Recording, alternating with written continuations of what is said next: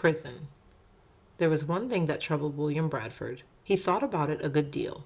What was he to do with his life? He was 16 now. It was time he knew.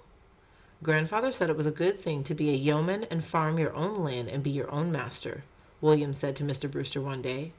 But sometimes I feel I ought to be doing something more, something bigger. What would you like to do, William? Mr. Brewster asked. I don't know, William replied. That's the trouble. I like farming, but I like books too, and when I see how people respect Mr. Clifton, I wish I could be a minister. Mr. Brewster laid a hand on William's shoulder. In his warm voice he said, Be patient, William. You're young yet. When God has worked for you, he will show you what to do. Not long after this, Mr. Brewster and William and others who had been going to hear Mr. Clifton started a church of their own. Mr. Clifton became their minister. This was against the law because they could not conform to all the teachings which the king favored, so they tried to keep it secret. But, of course, everyone soon knew about it. William was with Mr. Brewster one day when there came a pounding on the manor house door. He saw Mrs. Brewster turn white. She snatched the new baby up from its cradle. Mr. Brewster opened the door. A big man in a gray coat with silver buttons stood there. He had an official-looking paper in his hand, which he handed to Mr. Brewster. I've a warrant for you, Mr. Brewster, he said, for being disobedient in matters of religion. You must come with me to York. Mrs. Brewster started forward. He is a good man, she said. He's done nothing to be ashamed of. Why do you arrest him? Never mind, my dear, Mr. Brewster said. William, I have no one to turn to but you.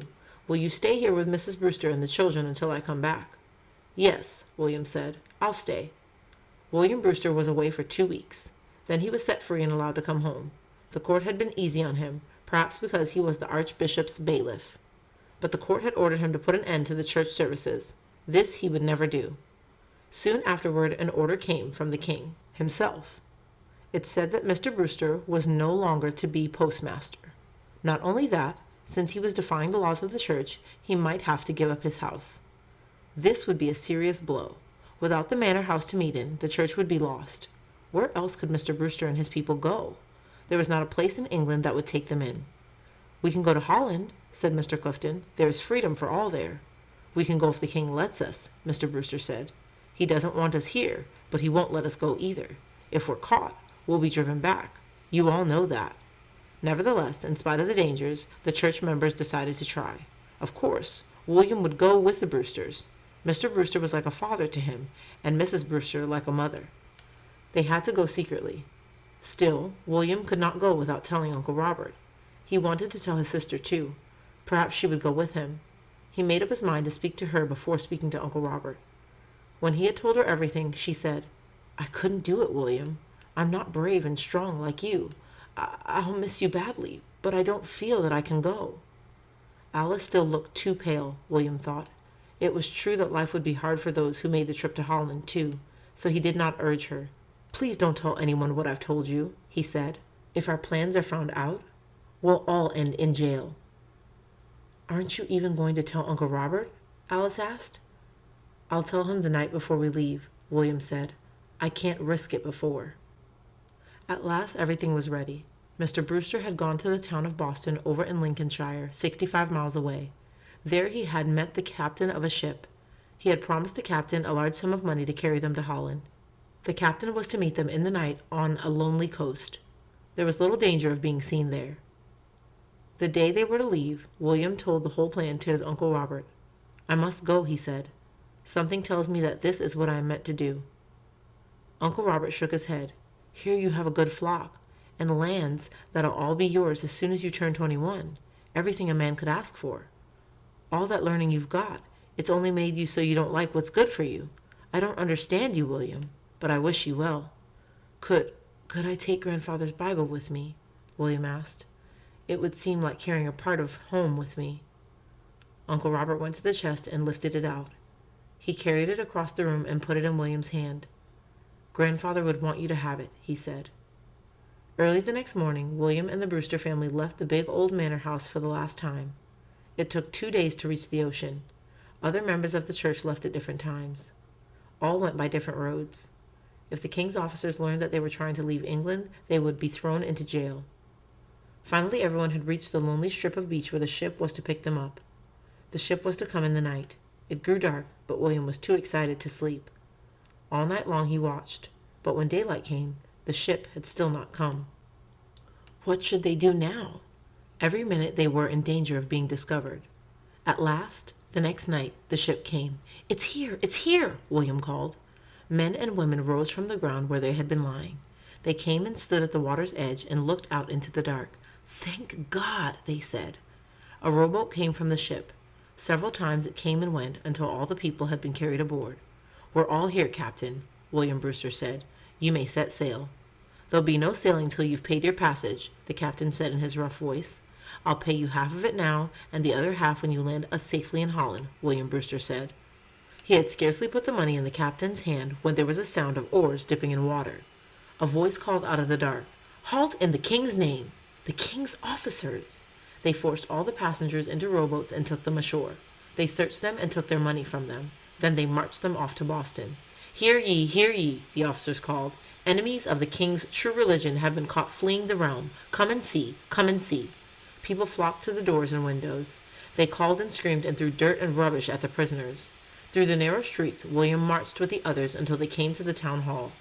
The jail was in the cellar of the town hall.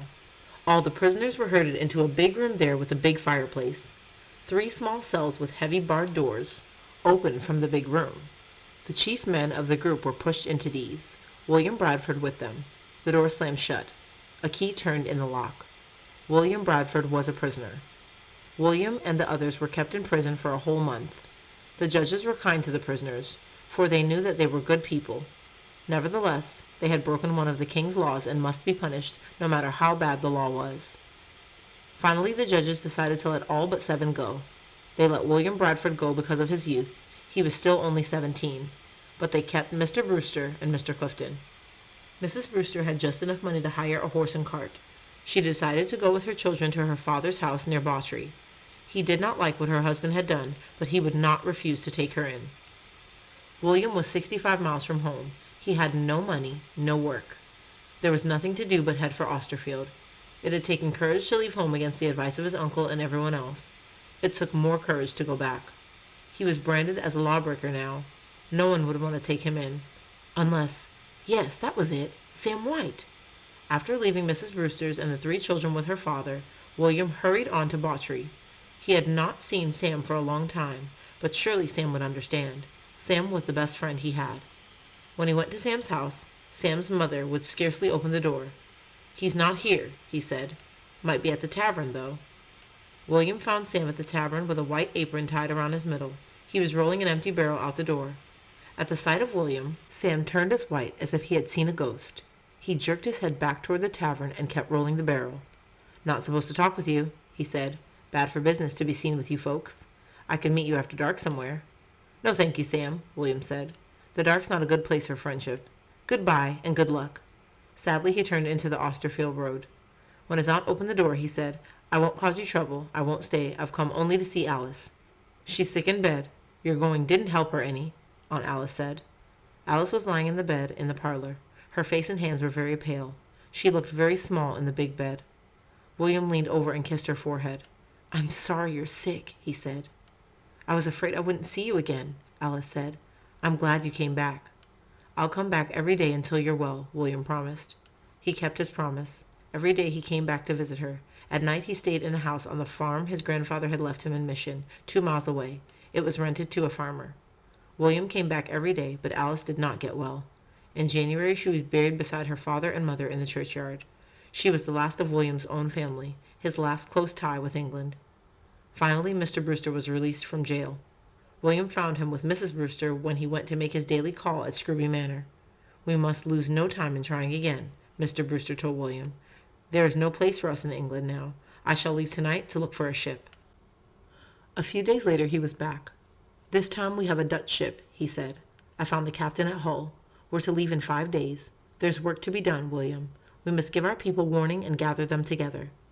This time we'll take a boat down the river to the sea. We've no horses anyway, and we'll be less noticed if we travel by water." William went to see all the people who still had the courage to try again. Mr. Brewster got the riverboat, but only William and the woman and children went in the boat. "It will be safer for all if the men go by land," Mr. Brewster told William. "You're in charge of the boat. We're depending on you." William and the women reached the place a day too soon. The river was wide here and as rough as the ocean. "We can't stand this tossing around for a whole day," Mrs. Brewster said to William. "Look, most of the children are sick now. Let us go ashore until morning." Should he allow it? William wondered. He was the leader. He had to decide. He looked at the children. Their faces were white as chalk. "All right," he said. "We'll go ashore." The next morning the ship came for them, but their boat was stuck fast in the mud at low tide. It couldn't get free. By this time Mr. Brewster and the other men had arrived. The captain sent his boat ashore to pick up some of them. But just as they climbed aboard, the captain saw a great crowd of horsemen riding up the beach. It was the king officers again. "Hoist anchor!" he shouted. "No, no," the men shouted. "Wait, our wives and children are on the beach." But the captain paid no attention. He hoisted anchor and sailed away. Now the men on shore had no time to lose or they would be put in jail again. "Run, run and hide," William Brewster told them. "William Bradford and I will look out for the children until we can try again." So the men got away. William and Mr. Brewster, together with the women and children, were taken by the officers. But the officers didn't know what to do with the prisoners. There were too many to keep in any country jail. So they were sent from one judge to another. But the judges didn't know what to do with them either because they had no place to live. So at last, in August 1608, after many hard months, the prisoners were allowed to leave England and join those who had already reached Amsterdam.